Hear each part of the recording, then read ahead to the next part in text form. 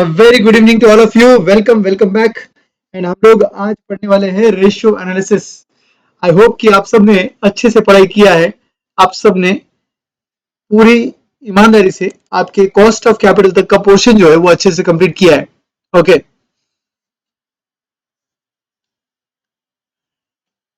क्या बड़ा रिक्वेस्ट आया है भाई। Charu is saying if possible FM का WhatsApp group open to everyone.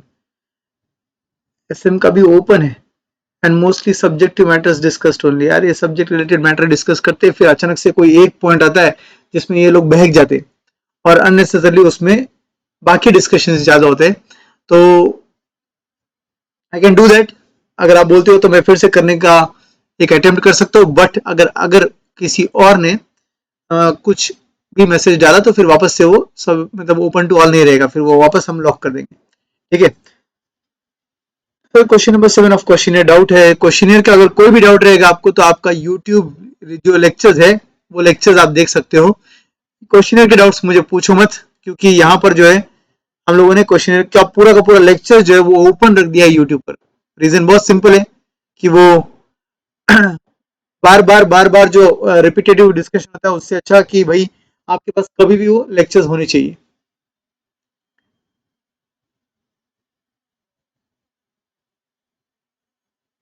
सजल क्या बोल रहे हैं सजल? सर एक बार प्लीज समरी बनवा दो कि कहां पर पोस्ट टैक्स और कहां पर प्री टैक्स लिस्ट लेना है। एग्जैक्टली क्या क्वेश्चन है आपका, मुझे समझा नहीं। अनम्यूट करके आप बात कर सकते हो सजल।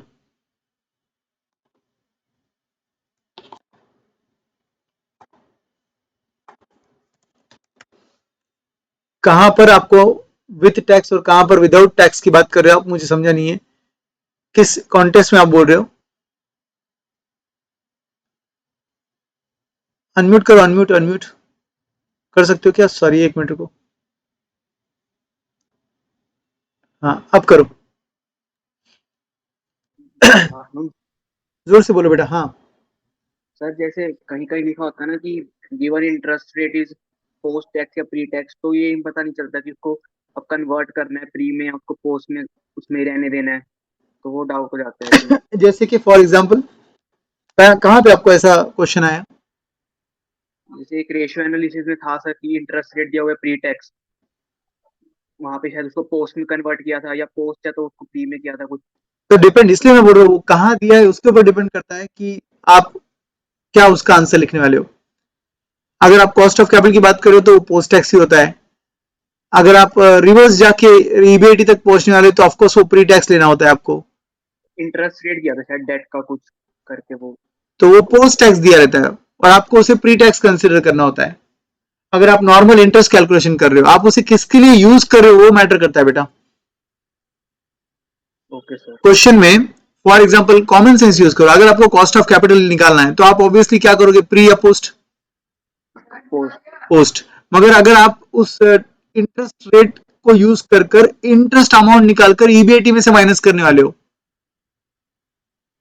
Pre tax. Pre tax correct. एक रेशियो एनालिसिस में बिकॉज था शायद फॉर ये। एग्जाम्पल 10% रेट ऑफ इंटरेस्ट है, मगर आफ्टर टैक्स वो पोस्ट टैक्स वो बन जाता है 7%। आपको क्वेश्चन में दिया है post tax rate of interest और आपको कुछ कैलकुलेशन ऐसे करना है जिसमें से EBIT minus interest is EBT and फिर टैक्स माइनस अगर कर रहे हो आप, तो ऑब्वियस सी बात है आपको 7% की जगह 10% यूज करना पड़ेगा, प्री टैक्स यूज करना पड़ेगा। Okay sir. सो सिलेबस में कहा वो यूज आता है that's more important. Okay sir. Okay, बाकी फिर अगर आपको फिर भी कुछ जगह कंफ्यूजन लगता है आप डायरेक्ट मुझे व्हाट्सएप करो। Thank you sir. Yes. Question number 7 का कोई वीडियो नहीं आपके पास? क्या बात कर रहे हो, पूरे तो लेक्चर्स के वीडियो डाले थे यार।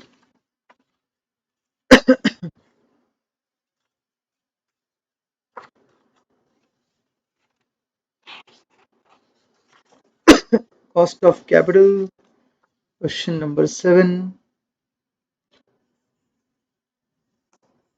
अच्छा, आपका वाईटीएम मेथड पर है वो, और आपको एवरी ईयर फॉर 5 इयर्स का डेटा दिया था, तो 4 इयर्स का आपने डेटा यूज कर कर उससे अपने एवरी ईयर का वाईटीएम निकाला और उससे अपनी केई का आंसर निकाला, राइट?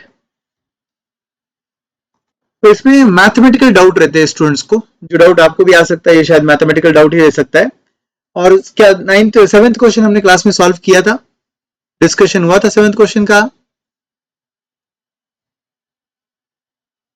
अनम्यूट करके बताओ, प्रज्ञा, वंशिका। अच्छा, ठीक है, कोई बात नहीं।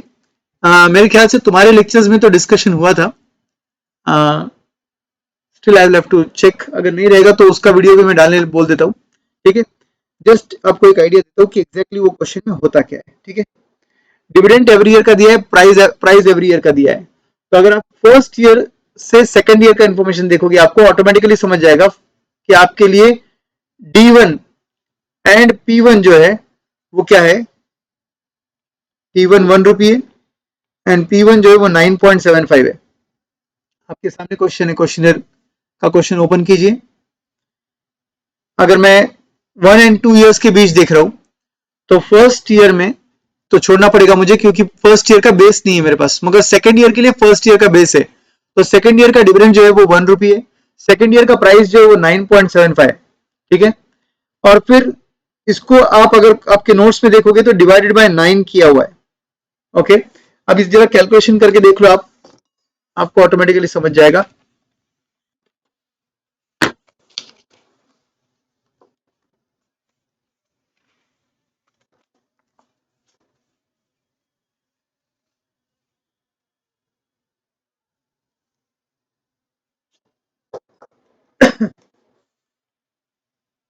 Please don't use that white board.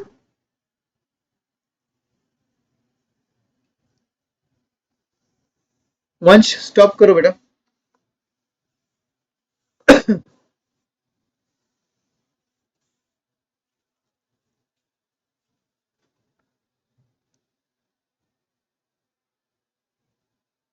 Yes, ठीक है, तो पानी गिर गया बेटा इधर, एक मिनट।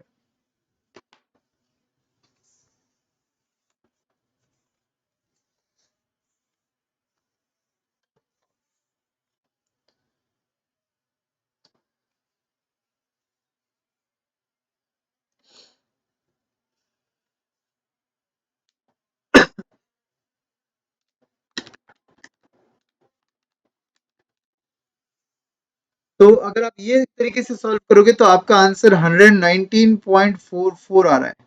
अगर आप अच्छे से देखोगे तो 119.44 आ रहा है। बट इसी आंसर को अगर आप थोड़ा सा 119.44 is how it is 19.44 because 100 is initial investment. But अगर आपको ये नहीं समझता है लॉजिक, तो बहुत सिंपल सा लॉजिक है। आपको प्राइस अप्रिसिएशन जो है वो 0.75 का मिला है और आपको 1 का डिविडेंड मिला है और आपका इन्वेस्टमेंट जो है वो 9 का है, ऐसा सोचना पड़ेगा आपको। आपका इन्वेस्टमेंट 9 का है, आपको डिविडेंड 1 का मिला और आपका प्राइस अप्रिसिएशन 9.75 माइनस 9 मतलब 0.75 का आपको अप्रिसिएशन मिला। जो हम लोग फॉर्मूला यूज करते हैं ना, dt plus P T minus one whole divided by P T minus one into 100, वो यूज कर लो, डायरेक्ट आंसर आ जाएगा। और इसका आंसर डायरेक्टली आता है 19.44%। क्या आपको ये बात समझी everyone? Question number, we are discussing question number 7, page number 36 of FM questionnaire book. Okay, तो price appreciation is 0.75, dividend of that year is 1, second year का डिविडेंड 1 है, सेकेंड ईयर और फर्स्ट ईयर में प्राइस अप्रिसिएशन 0.75 का है, और first year का जो शेयर प्राइस होता है वो आपका बेस बनता है फॉर सेकेंड ईयर। अब सेम चीज आप क्या करोगे सेकेंड और थर्ड ईयर के लिए करोगे। थर्ड ईयर में आपको डिविडेंड कितना मिल रहा है, 1.2 का मिल रहा है सर, प्लस आपको प्राइस अप्रिसिएशन कितने का मिला, 11.50 माइनस 9.75, ये आपका प्राइस अप्रिसिएशन है। इसको डिवाइडेड बाय 9.75 करना होगा, इंटू 100 करना होगा। कितना आता है देखो, 11.5 minus 9.75 plus 1.2 divided by 9.75 into 100, this comes to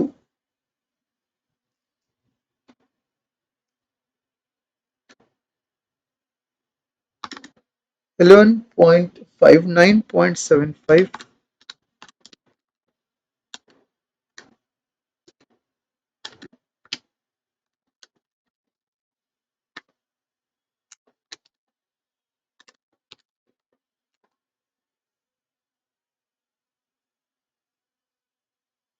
1.2 नहीं, यहाँ पे 1 लेना पड़ेगा डिविडेंड, यहाँ पर 1 डिविडेंड लेना पड़ेगा आपको। तो आपका वापस से जो कैलकुलेशन उन्होंने किया वही आंसर आपका भी आएगा। सेकेंड ईयर के लिए आपका आंसर आता है 28.21%। चेक कर लो, आ रही है कैलकुलेशन आपको समझ में? करेक्ट, ठीक है।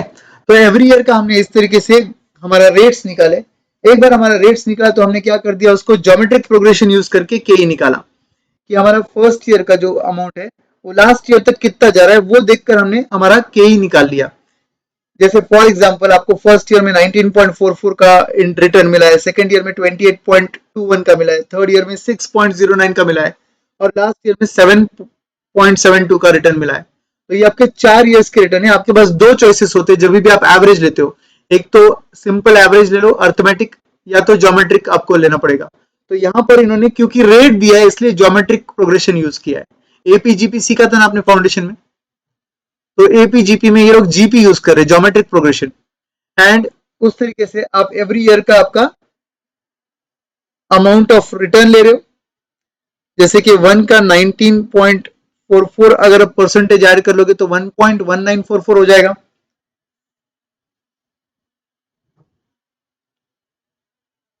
अगर इनका तरीका बताऊं तो इस तरीके से लिखा हुआ है। मैं इसका भी एक अल्टरनेटिव तरीका आपको दे सकता हूं शायद। ये चारों सालों के इन्होंने रिटर्न लिए, क्योंकि ये 4 साल के रिटर्न थे तो डिवाइडेड बाय रेज टू 1/4 किया, एंड फिर -1 करके इसको इंटू 100 कर दिया रेट निकालने के लिए, और आपका रेट आया 15% का। -1 क्यों होता है, क्योंकि यहां पर एवरी ईयर 1 दिख रहा है आपको, तो आपका प्रिंसिपल अमाउंट 1 रुपया आप माइनस कर रहे हो, आपका रेट आ रहा है यहाँ पर, right.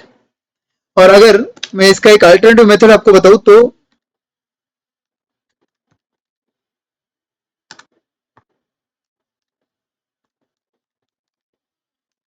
Let me just check.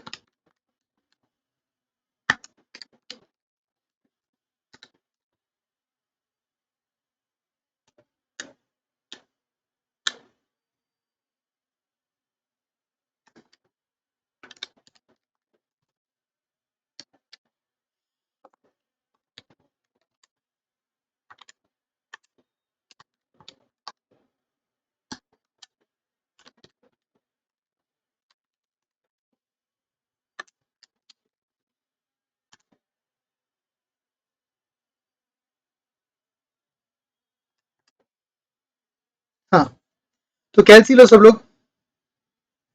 1 रुपया आपने इन्वेस्टमेंट किया, फर्स्ट ईयर का रिटर्न मिला, प्लस कर लो 19.44%। सेकेंड ईयर का अब जो भी आंसर आ रहा है उसी में आपको कैलकुलेशन करते जाना है। सेकेंड ईयर में आपको इस पर रिटर्न मिला है 28.21%, ऐड कर लो 28.21%, प्लस नेक्स्ट ईयर में आपको रिटर्न मिला 6.09%, वो ऐड कर लो, और फोर्थ ईयर में आपको रिटर्न मिला 7.72%, वो आप ऐड करना है। आपका आंसर कितना आएगा, 1 प्लस 19.44% प्लस 28.21%, यस कितना आया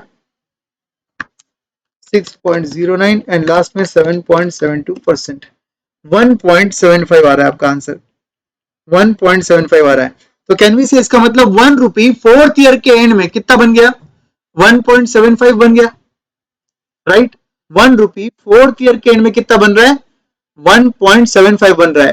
तो आप फोर्थ ईयर के एंड में हो, इसलिए ये 4 सालों का रिटर्न है, तो आपको क्या करना पड़ेगा, 2 बार रूट दबाना पड़ेगा। All of you, I hope you know this, कि दिस रेज टू 1/4 -1 इंटू 100 करना अगर मुझे है तो मुझे क्या करना होगा, मुझे इसको 2 बार रूट दबाना होगा। प्लस 2 टाइम्स रूट -1 इंटू 100 कर दो, आपका के का आंसर डायरेक्ट आता है 15%। शॉर्टकट टेक्निक है, ये मैथमेटिकल टेक्निक है। क्या आप सबको समझा ये बात? This is your K answer. तो 1 rupee at the end of fourth year is growing to 1.75, and we are just checking out. अगर आपको ये भी थोड़ा मैथमेटिकल लग रहा होगा तो ये कुछ भी मैथमेटिकल नहीं है बेटा, ये तुम्हारा नॉर्मल फॉर्मूला है। Future value is equal to present value into 1 plus R raise to N का फॉर्मूला है ये। इसमें तुम्हारा फ्यूचर वैल्यू 1.75 हो रहा है, आपका प्रेजेंट वैल्यू 1 रुपी है, और आप 1 प्लस आर का वैल्यू ढूंढ रहे हो, रेस टू 4 है ये। समझ में आ रही है आपको बातें मैथमेटिकली एवरीवन? एंड इसी को सॉल्व करने के लिए फिर हम ये कर रहे हैं, therefore R is equal to, ये सॉल्व हो रहा है।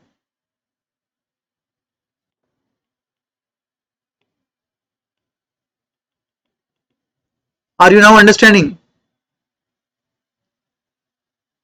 यस। तो this is how question number 7 is solve. क्योंकि वो रेट है इसलिए उन्होंने ज्योमेट्रिक प्रोग्रेशन यूज करके सॉल्व किया है।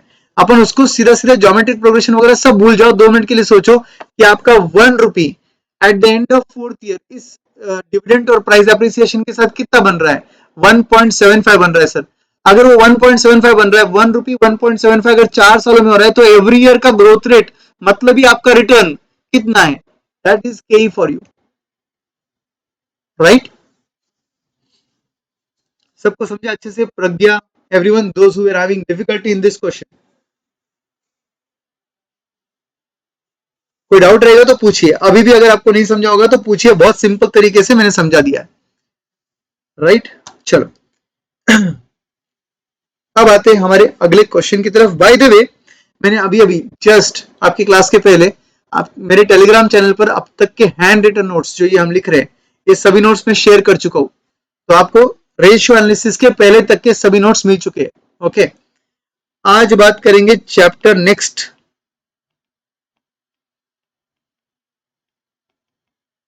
Ratio analysis. अगर आपको थोड़ा प्लानिंग चाहिए आपका, तो मैं आपको बता दूं, रेशियो के बाद हम सॉल्व करने वाले, डिस्कस करने वाले, कंप्लीटली रिवाइज करने वाले कैपिटल बजटिंग को। कैपिटल बजटिंग के बाद हम जाएंगे डिविडेंड पॉलिसी पर, और लास्ट में हम जाएंगे वर्किंग कैपिटल चैप्टर पर। तो ये सीक्वेंस में हम लोग एफएम कंप्लीट करने वाले हैं। ओके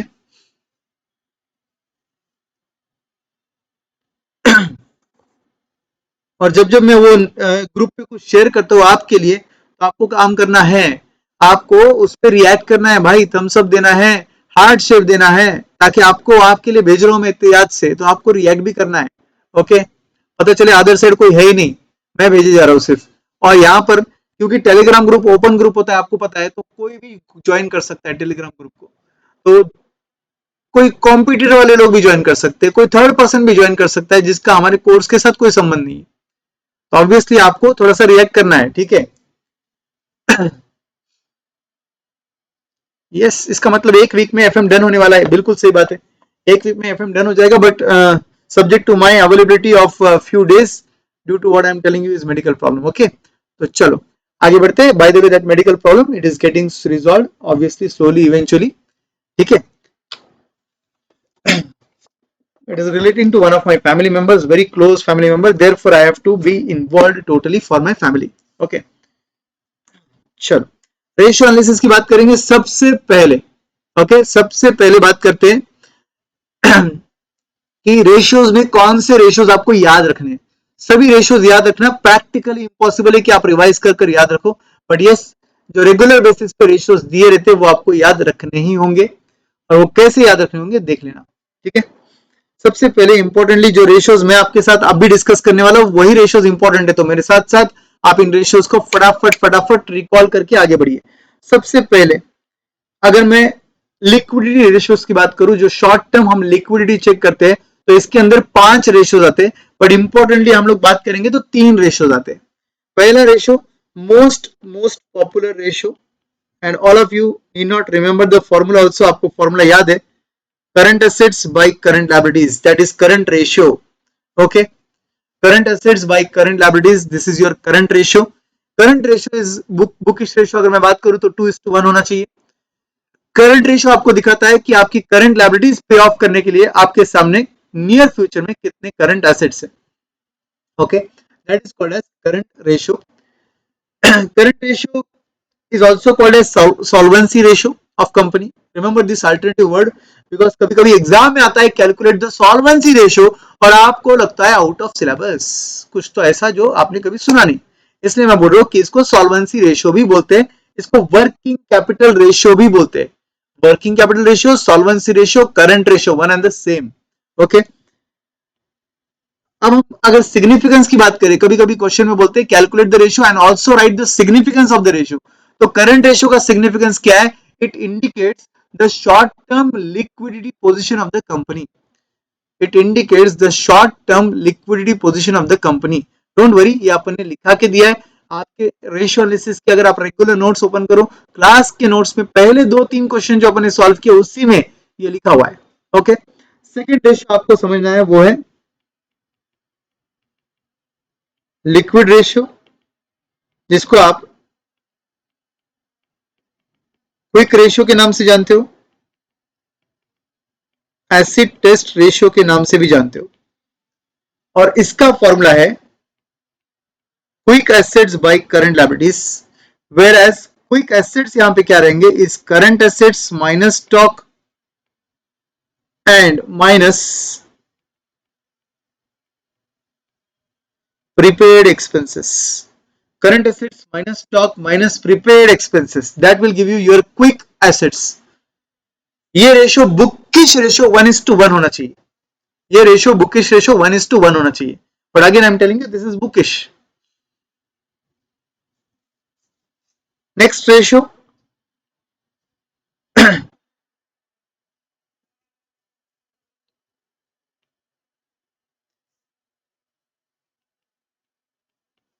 एब्सोल्यूट कैश रेशियो, जिसको कैश रेशियो भी बोला जाता है. Absolute cash ratio, absolute liquidity ratio या कैश रेशियो बोल दो आप. एब्सोल्यूट लिक्विडिटी रेशियो या कैश रेशियो, ऐसा नाम दे दो उसको, एब्सोल्यूट लिक्विडिटी या कैश रेशियो. अब इसके अंदर फॉर्मूला क्या रहेगा, तो थोड़ा देखो आप. पहले आपने करंट एसेट्स लिए थे न्यूमरेटर में, बाद में आपने क्विक एसेट्स लिए थे, अब आपको सिर्फ कैश लेना है. कैश एंड मार्केटेबल सिक्योरिटीज लेना है आपको. तो आपका फॉर्मूला बनेगा कैश एंड बैंक बैलेंस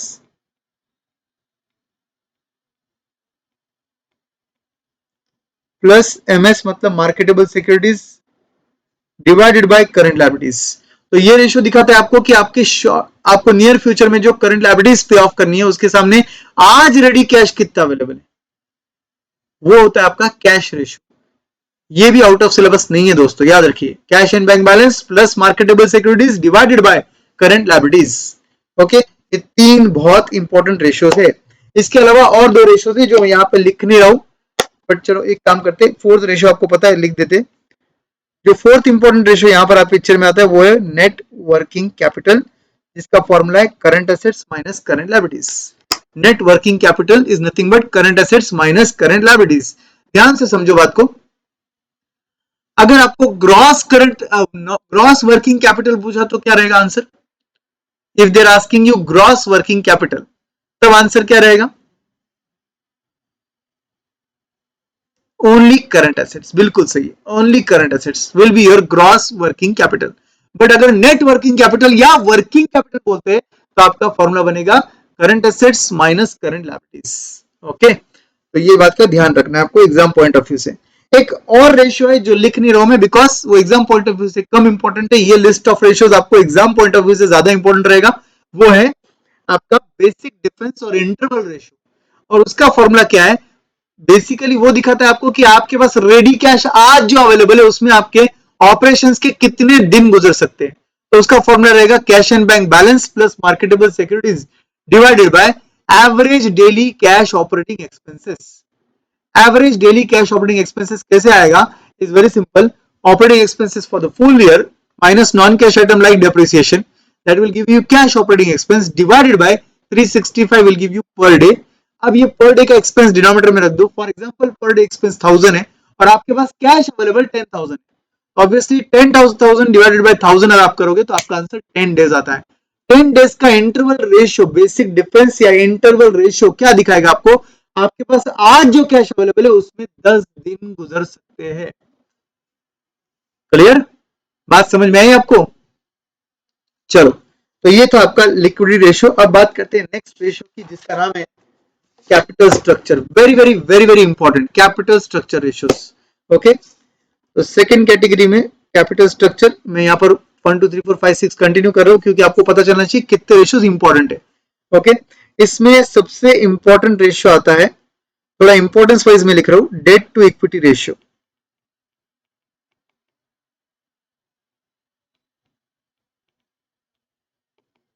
जैसा नाम वैसा logic. debt to equity ratio will be nothing but debt divided by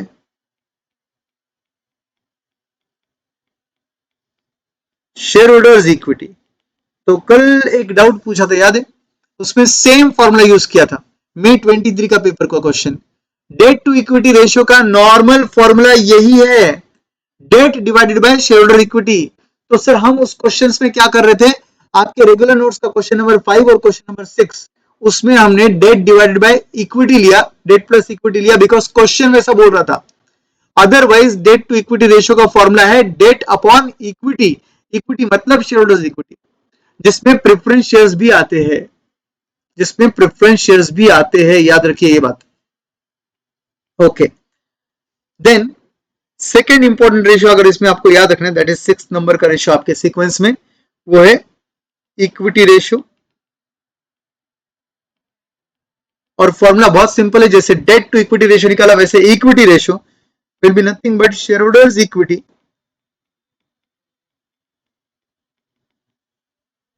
divided by capital employed.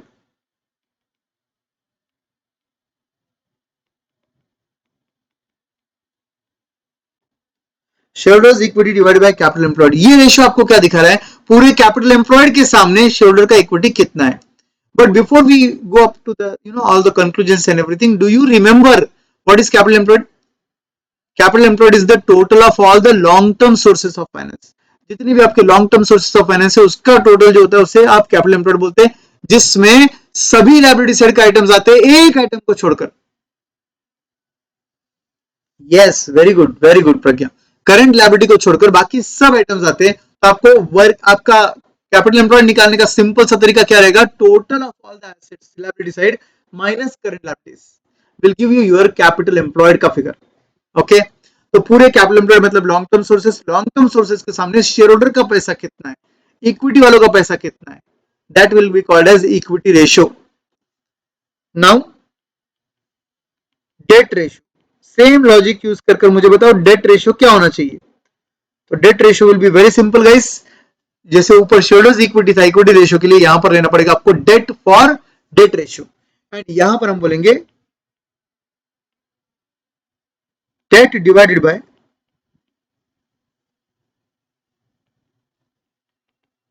Capital employed. Debt divided by capital employed, पूरे लॉन्ग टर्म सोर्सेस में debt का पैसा कितना है, that will be called as debt ratio. Another very important ratio in this category is called as capital gearing ratio. ये सब ratio आपको याद रखने, capital gearing ratio. You remember the word gearing का मीनिंग क्या था? गियरिंग का meaning क्या था? गियरिंग का मीनिंग था जितने भी फिक्स्ड कमिटमेंट वाले पैसे हैं उनको आप बुलाते हो गियरिंग आइटम्स, और जो भी नॉन कमिटमेंट वाले पैसे होते हैं उसको बुलाते हैं नॉन गियरिंग आइटम्स। तो यहां पर क्या होता है कैपिटल गियरिंग के केस में, बिल्कुल सही, फिक्स्ड कमिटमेंट वाले पैसे पूरे ऐड करने हैं। मुझे बताओ equity share capital fix commitment वाला है क्या? यस और नो? इक्विटी शेयर कैपिटल क्या ये फिक्स कमिटमेंट वाला है? No, very good. Preference shares क्या ये फिक्स कमिटमेंट वाला पैसा है? Preference shares, yes. क्या डेट फिक्स कमिटमेंट वाला पैसा है? Yes, very good. Term loan fix commitment वाला पैसा है, डिवेंचर फिक्स कमिटमेंट वाला पैसा है, वही सब कुछ को डेट ही बोलते हैं हम लोग। तो इसका मतलब क्या करना पड़ेगा हमको यहां पर, प्रेफरेंस शेयर कैपिटल प्लस आपका डेट डिवाइडेड बाय, वो भी कौन सा debt? Obviously long term debt, divided by equity share capital plus reserves and surplus. Equity share capital plus reserves and surplus. Okay, this is the formula for gearing ratio. Sahil क्या पूछ रहे, sir equity ratio में खाली equity आएगा ना, या preference नहीं लेते ना सर? नहीं नहीं नहीं नहीं नहीं साहिल, हर जगह equity will include equity share capital, reserve and surplus, preference share capital, एक आइटम को छोड़कर ROE। जब तू रिटर्न ऑन इक्विटी निकालता है ना, तब तेरा equity will include without preference share, बाकी सब जगह equity will include equity share capital, preference share capital, reserve and surplus. Okay guys, clear Sahil? Yes. तो ये था आपका कैपिटल गियरिंग रेशियो। बाकी debt to total asset ratio भी है, debt divide by total assets, but वो इंपॉर्टेंट नहीं है। और नेक्स्ट रेशियो जो इंपॉर्टेंट है वो है आपका प्रोप्राइटरी रेशियो। काफी बार प्रोप्राइटरी रेशियो का फॉर्मूला ये लोग चेंज करके देते हैं, तो उस टाइम पर हम बोलते हैं क्वेश्चन माई बाप है, जो क्वेश्चन ने बोला वही करना है। ओके, बट अदरवाइज क्या करना पड़ेगा, proprietors fund divided by total assets. Very good guys, proprietors fund divided by total assets. अब मेरा क्वेश्चन है दोस्तों, प्रोप्राइटर फंड में क्या आता है, प्रोप्राइटर फंड में क्या आता है, बोलिए प्रोप्राइटर फंड में क्या आना चाहिए।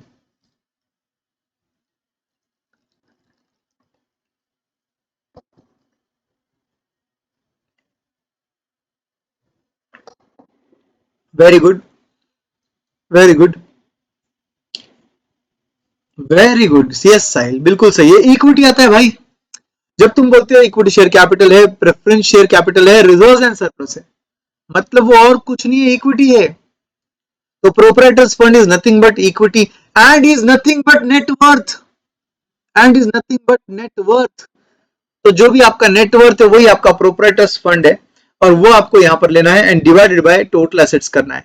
तो ये रेशियो क्या दिखाता है कि टोटल एसेट्स के सामने इनके पैसे कितने हैं, प्रोप्राइटरी रेशियो।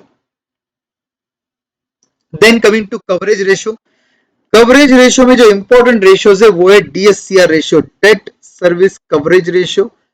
डेट को सर्व करने के लिए आपके पास कितने टाइम का कवरेज है। ये कवरेज रेशियोज में क्या होता है, जो भी पे करना होता है वो डिनोमिनेटर में लिखना होता है, और उसको पे करने के लिए जो अर्निंग अवेलेबल है वो न्यूमरेटर में लिखते हैं हम लोग, ताकि हमको समझता है हमको कितने टाइम का पैसा अवेलेबल है, कितने गुना पैसा अवेलेबल है।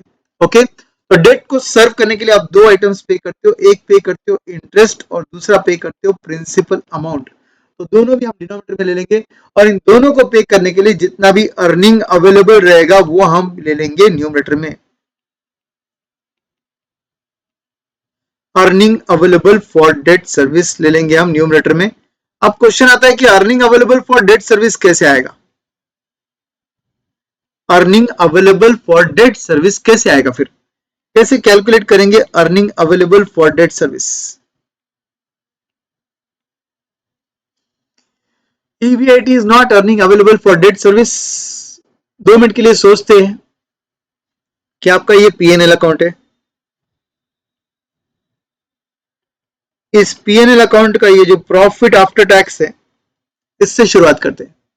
इसमें हम एड बैक करते टू इंटरेस्ट वाला फिगर, इसमें हम एड बैक करते टू डेप्रिसिएशन वाला फिगर, इसमें हम एड बैक करते एनी नॉन कैश आइटम जैसे कि losses on sale of asset,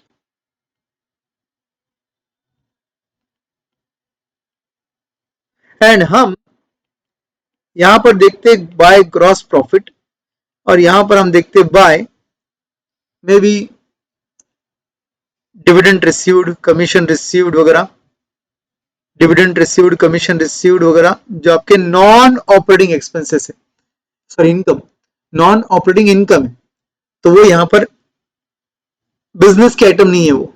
तो हमें क्या करना पड़ेगा, इस पैट में ये एड बैक करना पड़ेगा बिकॉज वो नॉन कैश है, ये एड बैक करना पड़ेगा बिकॉज वो नॉन कैश है, ये भी एड बैक करना पड़ेगा बिकॉज उसी को सर्व करने के लिए कितना पैसा है वो देखा जा रहा है, इंटरेस्ट, एंड ये आइटम आपको लेस करना पड़ेगा। लेस क्यों कर रहे सर, बिकॉज पैट निकालते वक्त उस फिगर को हमने ऐड किया था, अब हम इसे लेस करेंगे। लेस क्यों कर रहे हैं बट सर, बिकॉज ये हमारे बिजनेस का इनकम नहीं है, नॉन ऑपरेटिंग इनकम है, इसलिए हम इसको लेस कर रहे हैं। तो हम क्या बोलेंगे, PAT plus non operating expenses minus non operating income plus depreciation plus other non cash expenses plus interest. This will be the logic for earning available for debt service. आपको दोस्तों सच बताता हूं मैं, फॉर्मूला याद नहीं रखना है, लॉजिक याद रखना है। क्या एड बैक करोगे आप, non cash item, depreciation, loss on sale of asset, क्या एड बैक करोगे आप, इंटरेस्ट, क्योंकि उसी को पे करने के लिए आपको देखना है कितना पैसा अवेलेबल है, और क्या लेस करोगे आप, जो नॉन ऑपरेटिंग इनकम है वो लेस करना है, ताकि आपको समझता है कि आपके बिजनेस में कितना पैसा है जो डेट के सर्व में काम में आएगा, डेट के पैसों को पे करने के काम में आएगा। Yes, that is the logic of DSCR ratio. फिर 11th रेशियो जो आपको इंपॉर्टेंट है कवरेज के हद तक, वो इंटरेस्ट कवरेज रेशियो है। कल ही हमने मई 23 के पेपर वाला जो डिस्कस किया था उसमें इंटरेस्ट कवरेज रेशियो शायद हमने डिस्कस किया था, याद है आपको फॉर्मूला क्या है इंटरेस्ट कवरेज रेशियो? पे क्या करना है, इंटरेस्ट रख दो डिनोमिनेटर में, और उसको पे करने के लिए वेरी गुड हमारे पास अवेलेबल है ईबीआईटी। तो earnings before interest and tax is available to pay interest. आप देखते हो कि इंटरेस्ट को पे करने के लिए कितने गुना ईबीआईटी अवेलेबल है। कल का शायद क्वेश्चन में 8 टाइम्स था वो। तो 8 टाइम्स का मतलब क्या होता है, अगर आपको 1 रुपए का इंटरेस्ट देना है तो आपके पास ईबीआईटी 8 रुपीज का है। 1 रुपी का अगर आपको देना है इंटरेस्ट तो आपके पास 8 रुपीज का इनकम अवेलेबल है। That is called as interest coverage ratio का लॉजिक। वैसे ही सेम आप बना सकते हो एक और प्रेफरेंस डिविडेंड कवरेज रेशियो, जो कि इंपॉर्टेंट है वही लिखा के दे रहा हूं मैं। प्रेफरेंस डिविडेंड कवरेज रेशियो बनाइए इसका फॉर्मूला। आपको पे क्या करना है सर, प्रेफरेंस डिविडेंड पे करना है सर, तो डिनोमिनेटर में रख देते हैं प्रेफरेंस डिविडेंड को। और प्रेफरेंस डिविडेंड किस में से पे होता है, प्रेफरेंस डिविडेंड आप किस में से पे करते हो, वेरी गुड, पैट में से पे करते हो, ईएटी में से पे करते हो। तो इसलिए फॉर्मूला बन जाएगा PAT upon preference dividend, PAT upon preference dividend, right. तो ये रेशियो इंपॉर्टेंट था, हमने वो डिस्कस किया। अब जाते हैं हम नेक्स्ट कैटेगरी पे। एक और रेशियो यहाँ पे fix charge coverage ratio, important नहीं है एग्जाम पॉइंट ऑफ व्यू से, बट जस्ट आपको बता देता हूँ कि यहाँ पर फिक्स चार्ज में आप interest and repayment of loan before tax कर देते हो। रीपेमेंट ऑफ लोन को जो प्रिंसिपल अमाउंट होता है उसको डिवाइडेड बाय 1 माइनस टैक्स कर देते हो, और वो आपका डिनोमिनेटर है, और उसको पे करने के लिए आपके पास जो अर्निंग अवेलेबल रहेगा that will be EBIT plus depreciation. That is called as fix charge coverage ratio, but exam point of view से कम इंपॉर्टेंट है, तो इसलिए हम आगे बढ़ रहे हैं। ठीक है, नेक्स्ट रेशियो जो आपका इंपॉर्टेंट रेशियो इस चैप्टर में है वो रहेगा आपका टर्नओवर रेशियो। टर्नओवर रेशियो में मैं बता देता हूँ, किसी को बताना पॉसिबल नहीं कि कौन सा रेशियो इंपॉर्टेंट है। टर्नओवर रेशियो में एवरी रेशियो इज इंपॉर्टेंट, तो इसलिए हम लोग टर्नओवर रेशियो को ऑलमोस्ट एवरी रेशियो डिस्कस करेंगे। तो पहला रेशियो है आपका total assets turnover ratio, shortcut में लिख रहा हूं ताकि टाइम बच जाए। टर्नओवर रेशियो, टर्नओवर मतलब होता है सेल्स, इसलिए यहां के हर फॉर्मूले में न्यूमरेटर में आता है सेल्स। और अगर क्वेश्चन में सेल्स अवेलेबल नहीं है तो आप ले लोगे cost of goods sold. Cost of goods sold कब लेना है, इसका मतलब जब सेल्स अवेलेबल नहीं है। ओके, तो यहां पर हम बोलेंगे sales divided by total assets, correct. Sales divided by total assets, तो टोटल एसेट्स के सामने सेल्स कितने टाइम्स के वो यहां पर देखे जाते हैं। ओके, नेक्स्ट रेशियो आता है आपका फिक्स्ड एसेट्स टर्नओवर रेशियो। बनाइए फॉर्मूला इसको देखकर। फिक्स्ड एसेट्स टर्नओवर रेशियो क्या रहना चाहिए, ऊपर अपने sales divide by total assets ले लिया, तो यहां पर लेना पड़ेगा sales divided by fixed assets. Very good Bhavik, Gagan, Pragya, बिल्कुल सही है। तो यहां पर हम बोलेंगे sales divided by fixed assets. Yes Pragati, Sajal, बिल्कुल सही। अब बात करेंगे नेक्स्ट रेशियो की जिसका नाम है कैपिटल टर्नओवर रेशियो। बनाइए फॉर्मूला क्या रहना चाहिए capital turnover ratio. Capital turnover ratio sales divided by, very good, capital employed, not capital, capital employed. क्या फर्क है सर कैपिटल में और कैपिटल एम्प्लॉयड में, बहुत फर्क है बेटा। कैपिटल एम्प्लॉयड जब मैं बोलता हूं तो सभी लॉन्ग टर्म सोर्सेस आ गए, पूरी बैलेंस शीट की लायबिलिटी साइड आ गई करंट लायबिलिटी को छोड़कर। बट जब हम कैपिटल बोलते हैं तो उसमें सिर्फ शेयर कैपिटल आता है, इक्विटी और प्रेफरेंस शेयर कैपिटल आता है। इसलिए कैपिटल टर्नओवर रेशियो में याद रखिए it's not capital but it is capital employed. Remember this logic. Okay, चलिए आगे बढ़ते हैं नेक्स्ट इंपॉर्टेंट रेशियो की तरफ, करंट एसेट्स टर्नओवर रेशियो। नाम से ही समझता है भैया करना क्या है आपको। करंट एसेट्स टर्नओवर रेशियो क्या करना होगा बताइए। Very good, sales divided by current assets ले लो। भैया टोटल एसेट्स ले लिया था, फिक्स एसेट्स ले लिया था, तो करंट एसेट्स क्यों छोड़ देना, तो इन्होंने नया एडिशन किया आपके लिए करंट एसेट्स टर्नओवर रेशियो। कोई बात नहीं, फिक्स एसेट्स टर्नओवर रेशियो जैसे सेम लॉजिक है। तो यहां पर हम बोलेंगे sales divided by current assets. Okay,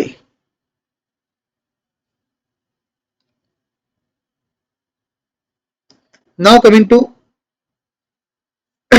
working capital turnover ratio. क्या फॉर्मूला रहना चाहिए वर्किंग कैपिटल टर्नओवर रेशियो का?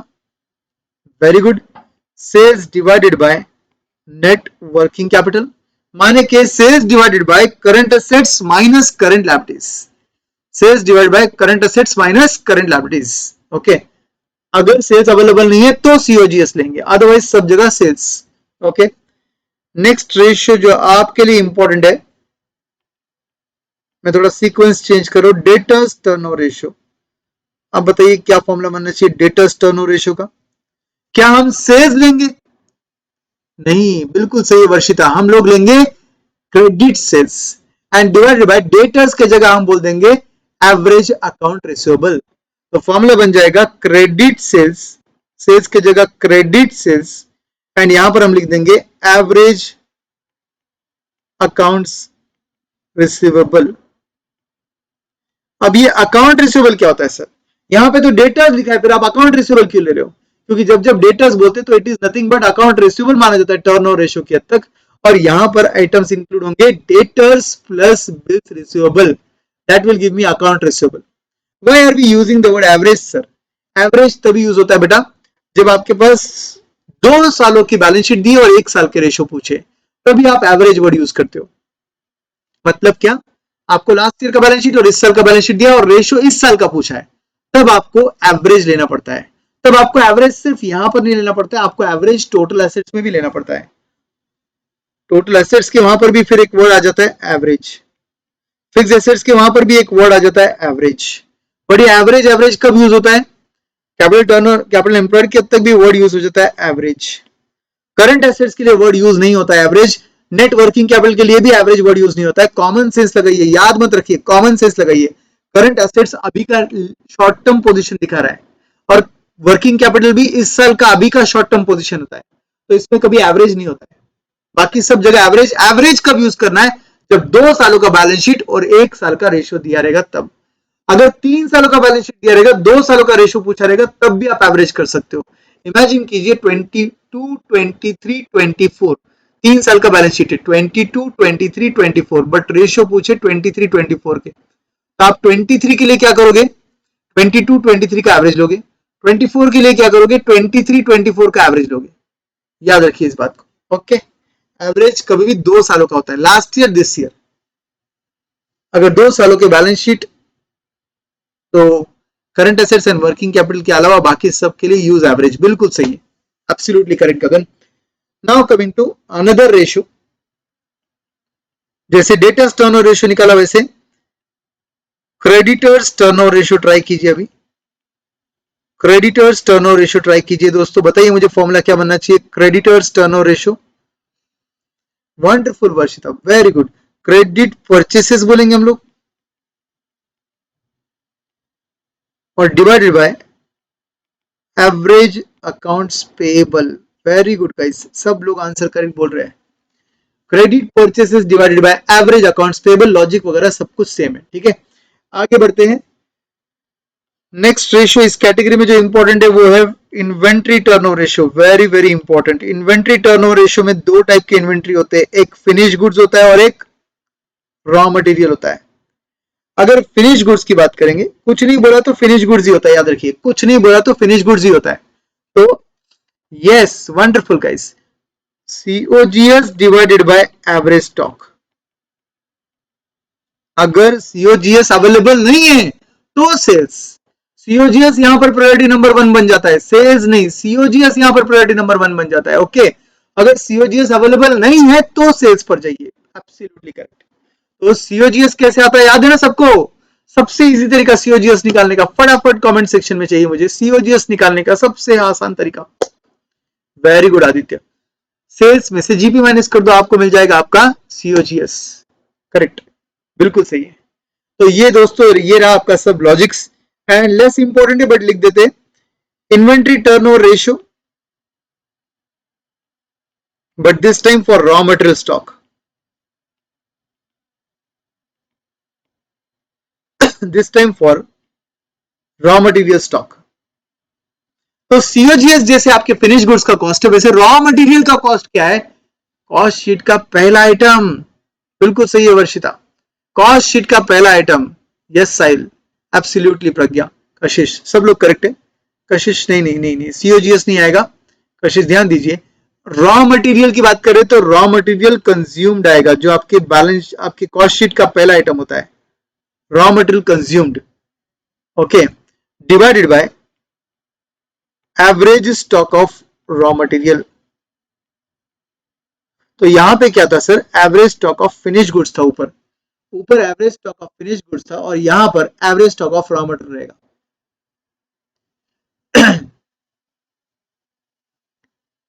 बिल्कुल, आज ही वर्किंग कैपिटल खत्म किया, क्या बात है, इसलिए ताजे ताजे कंसेप्ट है आपके दिमाग में, और ऐसे मजा आता है ना, बाकी जब चैप्टर्स के साथ लिंक होता है सिलेबस, तब कॉन्फिडेंस अलग लेवल पे जाता है, और डाउट्स भी अच्छे क्लियर होते हैं एक्चुअली। तो ये सब आपके टर्न ओवर रेशियोज के लॉजिक है दोस्तों, ठीक है।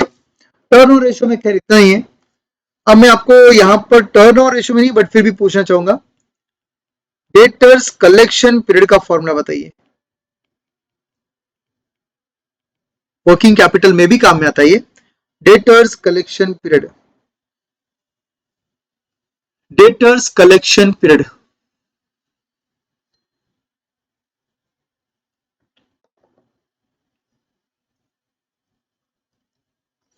Average debtors divided by credit sale, average daily credit sales. Okay, very good. Average account receivable,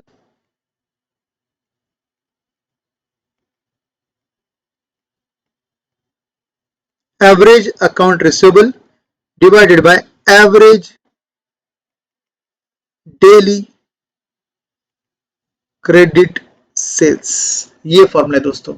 logic क्या है सुन लीजिए, फॉर्मूले कैसे याद रखते हैं, लॉजिक से याद रखते हैं। ओके, तो लॉजिक क्या है इसका, कि अगर आपके डेटर्स मान लीजिए 3 लाख के, लिख देता हूं फिर मिटा देंगे, और आपका डेली क्रेडिट सेल्स 10,000 का है, तो आप ही सोचिए 10,000 10,000 10,000 ऐसा डेली क्रेडिट सेल्स कर करके 3 लाख तक बैलेंस कब पहुंचा रहेगा, जब आपने 30 डेज उनसे कलेक्शन नहीं लिया रहेगा तब। तो इसका मतलब आपका कलेक्शन पीरियड बन गया 30 डेज का। तो लॉजिक क्या है, 3 लाख था आपका अकाउंट रिसीवेबल, मतलब debtors plus bills receivable, and 10,000 था आपका डेली क्रेडिट सेल्स। वो कैसे आएगा, पूरे साल के क्रेडिट सेल्स को आप डिवाइडेड बाय 360 या 365 कर दोगे, आपको डेली क्रेडिट सेल्स, पूरे साल के क्रेडिट सेल्स कैसे आएंगे, सालाना सेल्स में से कैश सेल्स माइनस करके आएंगे। ओके गाइस, क्लियर एवरीवन,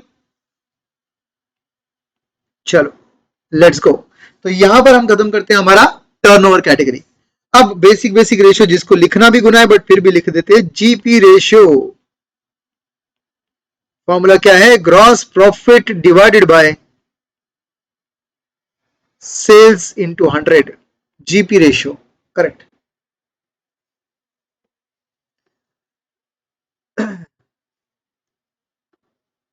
अब बैकग्राउंड नॉइज नहीं आएगा आपको, ये मैंने म्यूट का परमिशन दिया था ना साहिल के वक्त, इसलिए आ रहा है वो, अब म्यूट हो जाएगा, ठीक है। GP ratio is gross profit divided by sales into 100। फिर नेक्स्ट रेशियो जो आपका इंपॉर्टेंट है वो है NP ratio, net profit divided by sales into 100। Of course GP ratio NP ratio सब ज्यादा चाहिए आपको, एंड एनपी रेशियो मतलब क्या सर, कौन सा नेट प्रॉफिट लेने का, जो लास्ट अवेलेबल प्रॉफिट है वो लेने का।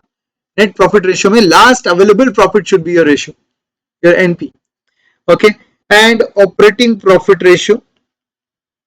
अब ऑपरेटिंग प्रॉफिट का मीनिंग आप सबको पता है, बोलिए ऑपरेटिंग प्रॉफिट मतलब क्या, ऑपरेटिंग प्रॉफिट मतलब क्या, ऑपरेटिंग प्रॉफिट मतलब वेरी गुड, ईबीआईटी। तो फॉर्मूला बन जाएगा EBIT divided by sales into 100 is operating profit ratio, absolutely correct. फिर जैसे जैसे profit as a percentage of sales निकाला, वैसे expense as a percentage of sales हो सकता है। एक आध दो सैंपल के तौर पे मैं लिख रहा हूं, बाकी एग्जाम में तो कुछ भी आ सकता है, salary as a percentage of sales, operating expense as a percentage of sales, कुछ भी आ सकता है। तो मैं यहां पर ले रहा हूं 26 नंबर का रेशियो, सीओजीएस रेशियो। फॉर्मूला बनाइए सीओजीएस रेशियो का।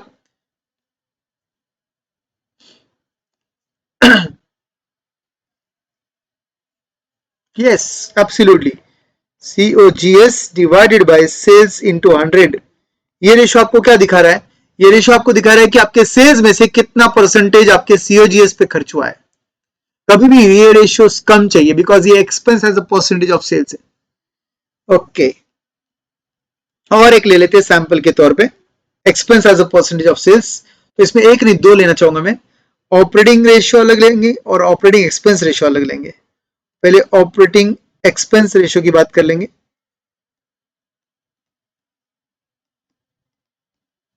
ऑपरेटिंग एक्सपेंसेस जब हम बोलते हैं तो इनडायरेक्ट ऑपरेटिंग एक्सपेंसेस लेने का, admin plus selling and distribution, ये बन जाएगा आपका इनडायरेक्ट ओवरहेड्स आपकी भाषा में, पीएनएल के आइटम्स है ये सब, डिवाइडेड बाय सेल्स इनटू 100। तो ये है आपका ऑपरेटिंग एक्सपेंस रेशियो का फॉर्मूला। बट अगर आपको ऑपरेटिंग रेशियो बोला, उन्होंने एक्सपेंस वर्ड यूज नहीं किया, ऑपरेटिंग रेशियो बोला, तो इसी दो आइटम में आप डायरेक्ट कॉस्ट ऑफ ऑपरेशन भी ऐड कर लोगे। डायरेक्ट कॉस्ट ऑफ ऑपरेशन आता है सीओजीएस, तो आप बोलोगे COGS plus admin plus selling and distribution divided by sales into 100। Yes guys, ये आपका ऑपरेटिंग रेशियो है। तो दोनों में डिफरेंस क्या है? ऊपर वाला फॉर्मूला ऑपरेटिंग एक्सपेंस रेशियो का नाम, उसका नाम था एक्सपेंस रेशियो। इसमें इन्होंने सिर्फ इनडायरेक्ट एक्सपेंसेस लिए और यहां पर उन्होंने direct as well as indirect दोनों लिया। तो ऑब्वियसली कभी कभी भी नीचे वाला रेशियो ज्यादा बड़ा आएगा क्योंकि उसमें इनडायरेक्ट भी है और डायरेक्ट भी है, और ऊपर वाला रेशियो थोड़ा कम आएगा बिकॉज उसमें सिर्फ इनडायरेक्ट है। ओके, तो ये सब आपके एक्सपेंसेस रेशियोज है। फाइनेंशियल एक्सपेंस रेशियो भी निकल सकता है, rent as a percentage of sales भी निकल सकता है, कुछ भी हो सकता है, right. Then coming to particularly talking about important ratio from ratio analysis, तो आपको पी रेशियो तो याद ही है। P ratio is nothing but MPS by EPS। वैसे EPS आपको पता है NI upon number of equity shares। EPS is nothing but NI upon number of equity shares। P ratio is MPS by EPS।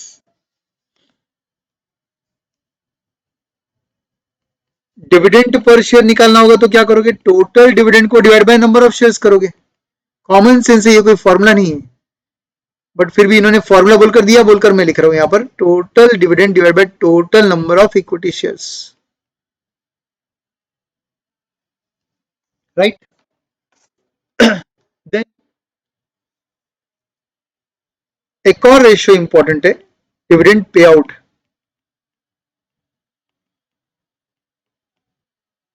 Dividend pay out ratio, very good.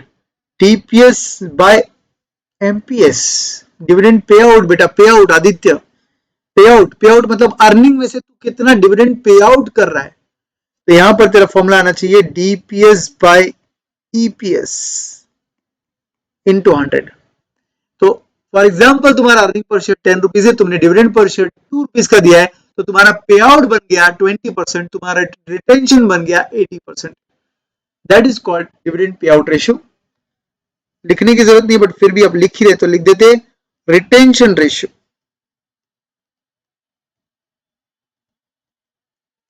One minus dividend पे out,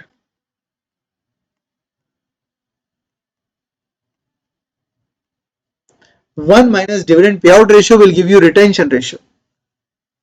one minus dividend पे out will give you retention ratio. Then उसके अलावा क्या, dividend yield नाम का भी एक ratio होता है, डिविडेंड यील्ड। फिर इसी के जैसा एक वर्ड आता है अर्निंग यील्ड। ये रेशियो रेशियो एनालिसिस में भी इंपॉर्टेंट है और डिविडेंड पॉलिसी चैप्टर में भी इंपॉर्टेंट है। तो डिविडेंड यील्ड रेशियो,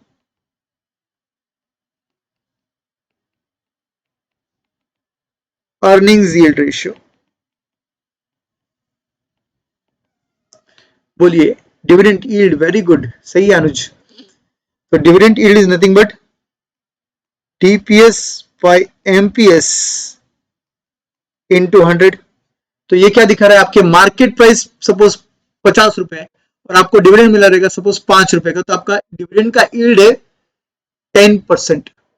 ओके, तो आप मार्केट प्राइस जितना इन्वेस्ट करो उसके सामने डिविडेंड के तौर पे आपको रिटर्न कितना मिल रहा है उसको आप बोलते हैं डिविडेंड यील्ड रेशियो।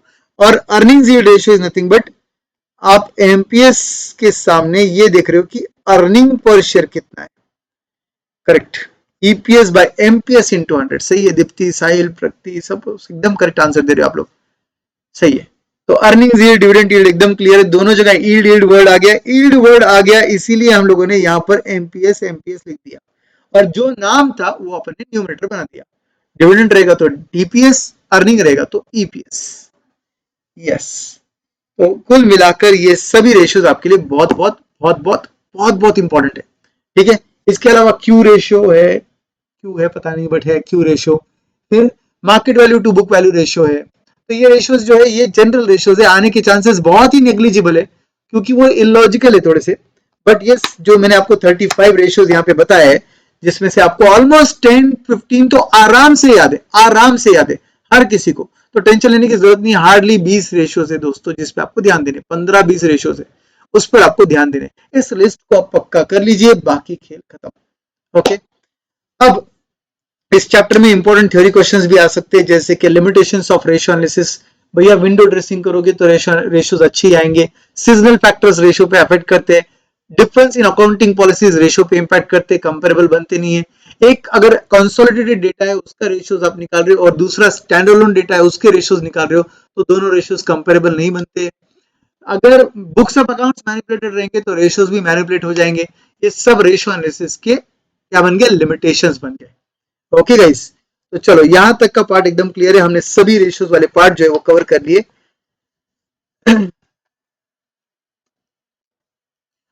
सजल क्या बोल रहे हैं सर, अब एफएम का सेकंड रिवीजन स्टार्ट करना है तो अब क्या करें सर? रुक जा, पहले पहला रिवीजन कंप्लीट कर लेते, सभी चैप्टर्स कंप्लीट कर लेते, अभी तक तो गाड़ी आधे पे आई है, ठीक है। थ्योरी एसएम की हो जाए तो वो बहुत लगता है सर। देख क्या है, पता है क्या होते रहेगा, अभी क्या ह्यूमन बिहेवियर क्या है, जो हो रहा है वो एंजॉय नहीं करते, जो होने वाला है वो एंजॉय करते हैं। उससे अच्छा जो करंट सिनेरियो चल रहा है उस पर ध्यान दो, नो डाउट अबाउट इट। एक सबसे इंपॉर्टेंट पार्ट मैं आपको बोलता हूँ, जैसे मैं एफएम ले रहा हूँ वैसे ही सेम एडी सर, तोड़ सर एसएम लेंगे, तोड़ सर ऑडिट लेंगे, और डॉन सर जो है वो कॉस्टिंग लेंगे। आपको मैं बता रहा हूँ आपका पूरा का पूरा ग्रुप 2 जो है ना वो हम लोग तीनों की जिम्मेदारी है। आप बस जुड़े रहिए इस प्रोसेस में, आपका ऑटोमेटिकली सिलेबस भागेगा। और जो सेशंस होंगे वो हार्डली 1 आवर के होंगे, हार्डली 1 आवर के होंगे। एंड इस 1 आवर में नो डाउट आपके लिए बहुत जबरदस्त काम हो रहा है, ठीक है।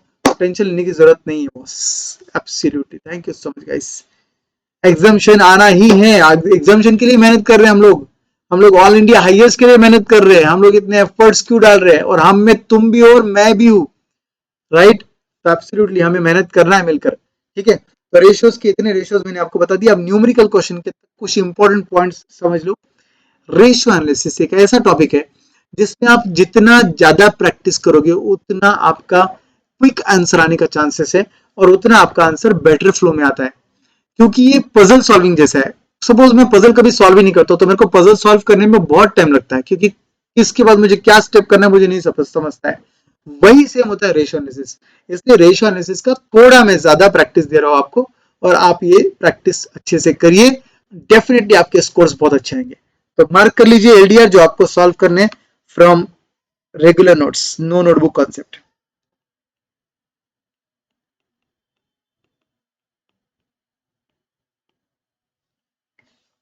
क्वेश्चन नंबर 1 सॉल्व कर लीजिए, जरूरत नहीं है 2। क्वेश्चन नंबर 2 सॉल्व कर लीजिए, सिग्निफिकेंस वगैरह सब कुछ पूछा था तो ऑटोमेटिकली कवर हो जाएगा, ठीक है।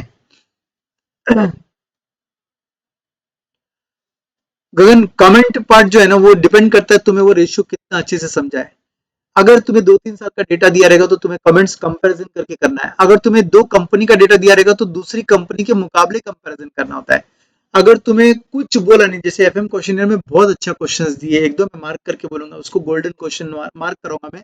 तो वो क्वेश्चन में आपको सेट ऑफ रेशियोज याद रखने पड़ेंगे कि कौन से रेशियोज निकालने हैं, और उसका कमेंट कैसे करना है वो डिपेंड करता है वो रेशियो इंक्रीज होने के बाद बेटर है या डिक्रीज होने के बाद बेटर है। कोई भी रेशियो इंक्रीज होता है तो अच्छा है या डिक्रीज होता है तो अच्छा है, वो डिपेंड करता है कि आपको उस रेशियो का लॉजिक समझा क्या। तो डरने की जरूरत नहीं बेटा, क्वेश्चंस पढ़ते जाओ, ऑटोमेटिकली हैंड हैंड आते जाएगा, ठीक है। तो रेगुलर नोट्स का क्वेश्चन नंबर 2 सॉल्व कर लेना एक बार, फिर क्वेश्चन नंबर 3 सॉल्व कर लेना, टिपिकली 3 जैसे क्वेश्चन एग्जाम में बहुत बार आते हैं। क्वेश्चन नंबर 5 सॉल्व करना, अच्छा क्वेश्चन है, मजा आएगा सॉल्व करने में।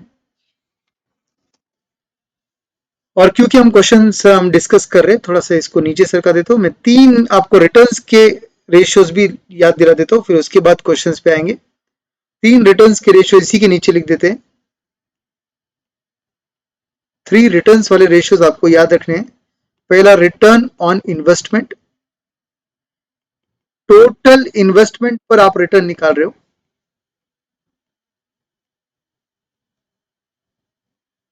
क्योंकि रिटर्न परसेंटेज में होगा तो इनटू 100 करना है आपको।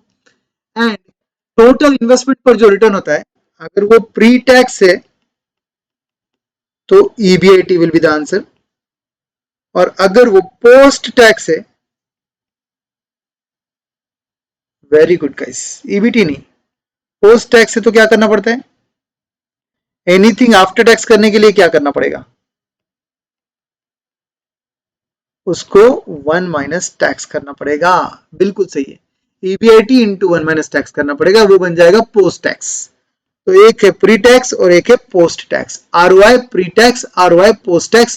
प्री टैक्स रहेगा तो ईबीआईटी, पोस्ट टैक्स रहेगा तो ईबीआईटी इंटू 1 माइनस टैक्स।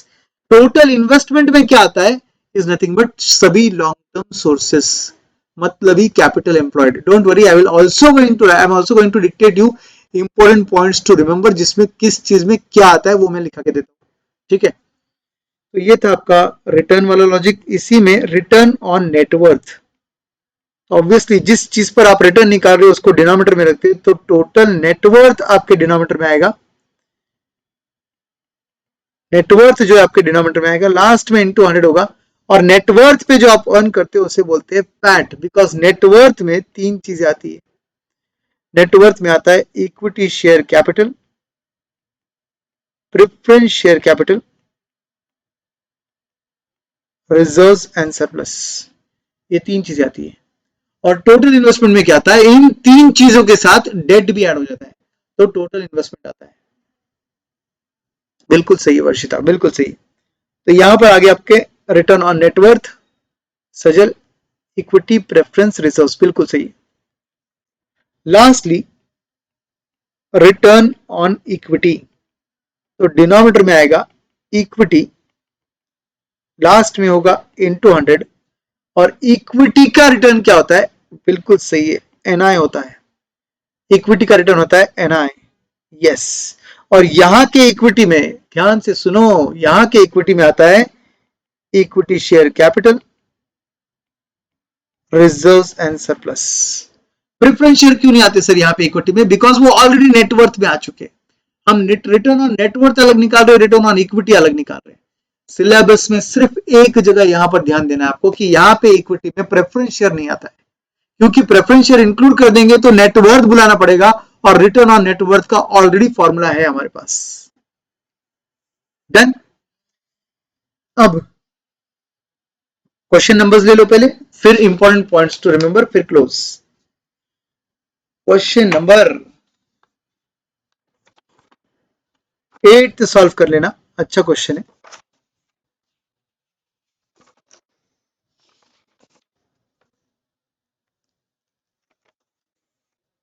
8 के बाद 9th सॉल्व करना, 11th सॉल्व करना,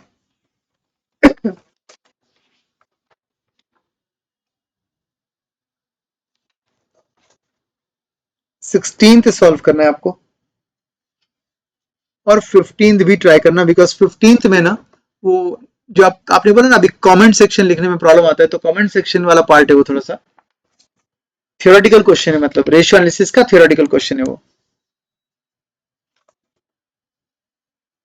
18th क्वेश्चन ट्राई करना आप लोग, बहुत अच्छा क्वेश्चन है 18th वन। 19th तो वंडरफुल है, गोल्डन क्वेश्चन बोल सकते हैं आप उसको, ठीक है। 19th क्वेश्चन, और क्वेश्चनियर बुक जो होता है उसमें तो आपको फुल सॉल्व करना ही है, बट मैं आपको गोल्डन क्वेश्चंस जो मार्क करके दे रहा हूं। गोल्डन क्वेश्चंस में करना क्या होगा सर, फिर हमें स्पेसिफिकली गोल्डन क्वेश्चंस पे ज्यादा ध्यान देना कि गोल्डन क्वेश्चंस को हमने कैसे सॉल्व किया है।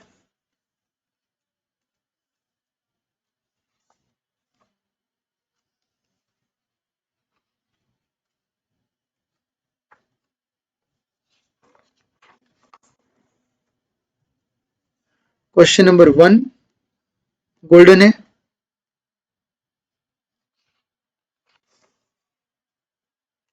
क्वेश्चन नंबर 3 बहुत अच्छे क्वेश्चन है, ये दो क्वेश्चन बहुत अच्छे क्वेश्चन है।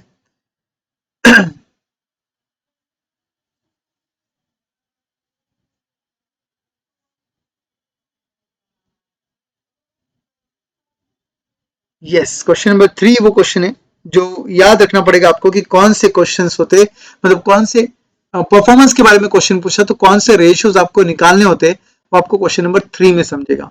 और उसका कमेंट सेक्शन भी है, बट याद रखिए कमेंट सेक्शन में ऐसा जरूरी नहीं होता है कि आपको वैसा ही कमेंट लिखना है। आपको बस इंटरप्रिटेशन ये दिखाना है कि वो इंक्रीज के वक्त कैसा इंपैक्ट होगा और डिक्रीज के वक्त कैसे इंपैक्ट होगा। ओके, राहुल बोल रहा है कमेंट सिर्फ यूट्यूब पे करना आसान होता है, सोशल मीडिया पे करना आसान होता है, राइट? और क्लास में बाजू वाले के साथ या बाजू वाले के साथ वॉट एवर, ठीक है। देन इसके अलावा कुछ इंपॉर्टेंट क्वेश्चन है, मैं आपको बताता हूँ। स्पेसिफिक वो क्वेश्चंस के तक बहुत ध्यान दीजिए। क्वेश्चन नंबर 7 गोल्डन क्वेश्चन है। Question number 7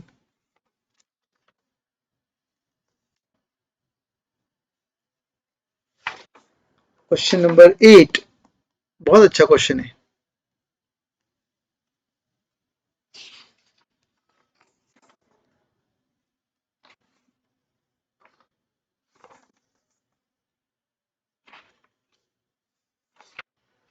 question number 10 another good question.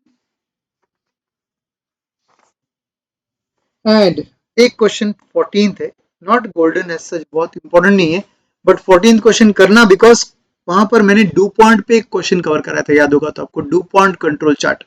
आपको उसका फॉर्मूला भी यहाँ पर रिवाइज करा के देता हूँ एक बार कि क्या होता है डू पॉइंट कंट्रोल चार्ट, जिसका फॉर्मूला हमने एग्जैक्टली क्वेश्चन नंबर 17 में यूज किया था। ठीक है, तो चलिए सर 7th में कमीशन का पॉइंट, सजल कहाँ से बोलता है तू? क्वेश्चन नंबर 7 में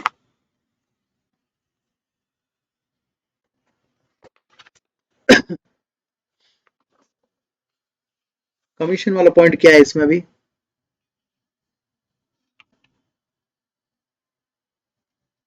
सितंबर 24 में डू पॉइंट आया था, ये एमसीक्यू के तौर पे।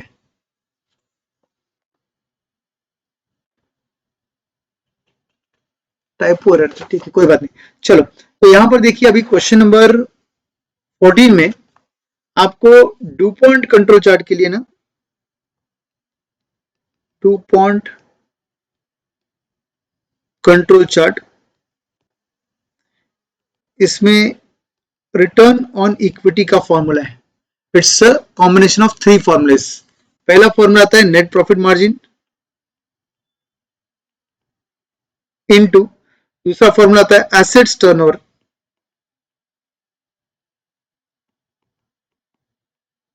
रेशियो, एंड इसी के साथ मल्टीप्लाइड बाय इक्विटी मल्टीप्लायर,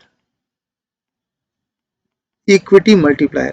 तो ये तीनों फॉर्मुलेस को अगर आप मल्टीप्लाई कर लोगे तो आपको मिल जाता है रिटर्न ऑन इक्विटी। सिंपल, इसका लॉजिक भी मैंने क्लास में आपको समझाया था, अगर आपको याद होगा तो जैसे फिर से एक बार बता देता हूँ मैं आपको। Net profit margin is nothing but sales, मतलब net profit divide by sales, ठीक है, इनटू एसेट्स टर्नओवर रेशियो का फॉर्मूला है sales divided by total assets, sales divided by total assets, and equity multiplier का फॉर्मूला है total assets divided by shareholders equity.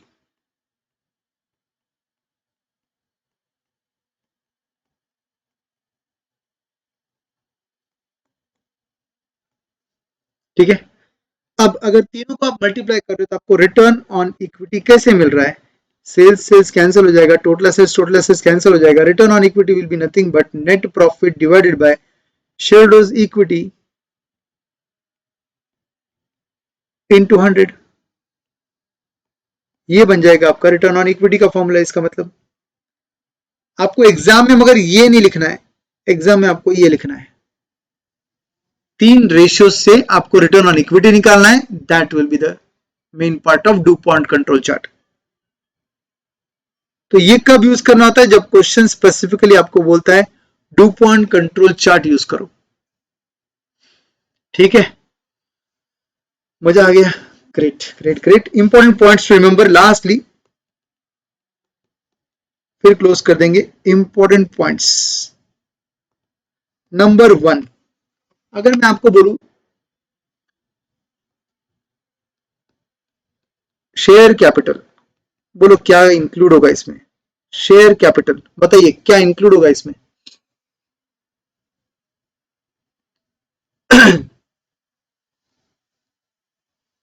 Yes, assets turnover ratio में सजल बिल्कुल सही बोल रहे हैं आप। एसेट्स टर्नओवर रेशियो में actually EBIT into 1 minus tax या पैट कुछ भी आ सकता है। यस, तो यस, क्या बोल रहे हो? Equity share capital, preference share capital, reserves and surplus. No no no, share capital word use किया है उधर, ध्यान दो। और यहां पर फॉर्मूला आएगा सिर्फ equity share capital plus preference share capital. Equity share capital plus preference share capital will be your share capital. Okay, equity word use कर लिया तो विच is nothing but net worth, which is nothing but proprietors fund.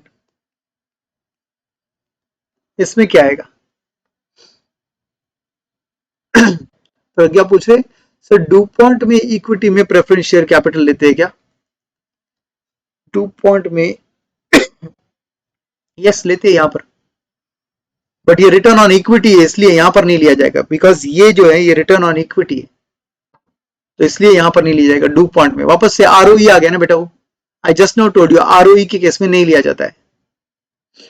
Yes, यहां पर reserve and surplus आएगा, बिल्कुल सही है। यहां पर हम बोलेंगे can we say 1 plus reserve and surplus. बहुत सिंपल तरीके में अगर मैं बोलूं 1 plus reserve and surplus, simple. Okay, then capital employed, capital employed which is nothing but, क्या अभी वर्ड यूज किया था अपन ने कैपिटल एम्प्लॉयड के लिए? Total investment, total investment. 2 plus LTD, very good, अब होशियार हो गया आप, है ना Bhavik? 2 plus LTD, 2 is equity share, preference share, reserves and surplus, और उसके साथ ही अपन ने लॉन्ग टर्म डेट ले लेना है। लॉन्ग टर्म डेट ले लेना है तो बन जाएगा आपका total capital employed, right. Fourth, total assets, या फिर आप थर्ड का पार्ट जो है ना उसके अंदर एक और चीज लिख सकते हो, और आप बोल सकते हो total liabilities, total of liability side, total of liability side minus current liabilities. साइल नेटवर्थ तो ऑलरेडी कवर्ड है ना बेटा, नेटवर्थ तो इधर ले लिया ना अपन ने, नेटवर्थ ऊपर आ गया है, राइट। अब total of liability side minus current liability कर देंगे तो कैपिटल एम्प्लॉयड आ जाएगा। टोटल एसेट्स के लिए क्या करेंगे? टोटल एसेट्स के लिए क्या करेंगे? तो total of asset side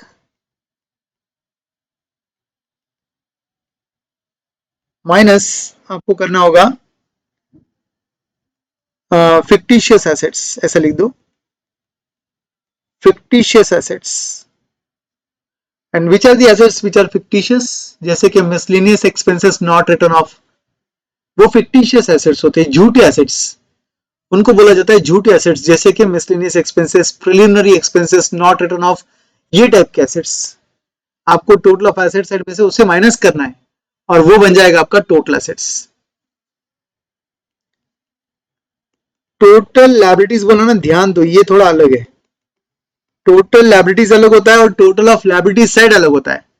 total of liability side मतलब बैलेंस शीट का एसेट, पूरा लायबिलिटी साइड, मगर टोटल लायबिलिटीज का मतलब होता है आपके आउटसाइड लायबिलिटीज। आउटसाइड लायबिलिटीज में long term date and current liability आती है, long term date and current liability आती है। बिल्कुल सही है, long term debt and current liabilities, that will give you total liabilities. Total liabilities is different and total of liability side is different. I hope ये पूरा discussion आपको अच्छे से समझा है। ठीक है, तो एग्जाम में एक्सीडेंट पॉइंट्स बचाओ, अच्छे से समझ के सॉल्व करना। ठीक है, चलिए ये प्रैक्टिस के बाद हम लोग मिलते हैं नेक्स्ट सेशन में। ऑफ कोर्स नेक्स्ट सेशन हमारा संडे मतलब कल नहीं रहेगा, मंडे को मिलते हैं। ठीक है, तो चलिए अच्छे से प्रैक्टिस कीजिए, जबरदस्त तरीके से मेहनत कीजिए। याद रखिए ऊपर वाला हर दिन आपके ऊपर एक कैमरा लगाकर बैठे हैं। ठीक है ठीक है, आपके बैकग्राउंड में कुछ नहीं चालू है, मैं तो एसी भी नहीं लगाया आज, तो कुछ भी नहीं चालू है। ठीक है सर, इक्विटी में लॉसेस एंड फिक्टिशियस हर बार माइनस होते हैं, हर बार लॉसेस एंड फिक्टिशियस एसेट्स हर बार माइनस करना होता है। इक्विटी में जब जब रिजर्व एंड सरप्लस किसी चीज में आप ऐड कर रहे हो तो आपको माइनस करना होता है। ठीक है, टेबल की आवाज आ रही है ऐसा लग रहा है आपको, पता नहीं यार, टेबल की आवाज तो कुछ है नहीं, but I will check the system today. ठीक है, तो कोई बात नहीं, ध्यान से सुनिए। ऊपर वाला आप पे एक कैमरा डाल के बैठे हैं और हर एक पे एक इंडिविजुअल कैमरा है। तो अगर आपको लग रहा है कि कौन हमको देख रहा है, तो याद रखिए ऊपर वाला सब देख रहा है। हर एक की मेहनत, हर एक का टाइम पास उसको दिख रहा है, और पास उसी को कराएगा जो मेहनत करेगा। आपको पासिंग में आना है, आपको टाइम पास में नहीं आना है। और ऊपर वाला भी सोचना चाहिए 10 बार इसको फेल कैसे करूं, इसने इतनी मेहनत की है, तो इसलिए हर दिन मेहनत करो। बेटा मेरे पास बहुत इजी ऑप्शन था आपको आज छुट्टी देने का, मैंने बोला भी था कि मे बी नॉट पॉसिबल। मेरे यहाँ पर पापा आए थे, उनका जनरल हेल्थ चेकअप था, वो तो अलग है, हेल्थ जो फैमिली इमरजेंसी वो अलग है, और ये आज का काम अलग था। हेल्थ चेकअप था उनका, मुझे लगा कि दोपहर में उनको वहां पर कुछ काम रहेगा, मेरे रुकना पड़ेगा, तो कैसे होगा। उनका हेल्थ चेकअप, ब्रेकफास्ट हो गया, लंच हो गया, वहां तक खत्म हो गया। Now I am here. So obviously आपके पास चॉइसेस होती है, आपको चॉइसेस में कभी भी हार्ड चॉइस सिलेक्ट करना होता है, ताकि आपके लॉन्ग टर्म बेनिफिट्स आपको ज्यादा मिले। एवरी डे पढ़ाई करो, मेहनत करो, याद रखो ऊपर वाला आप पे कैमरा डाल के बैठे है, और पास उसी को कराएगा जो उस कैमरे में दिख रहा है, मेहनत कर रहा है। ठीक है, thank you very much, bye bye, see you for next chapter, that is capital budgeting.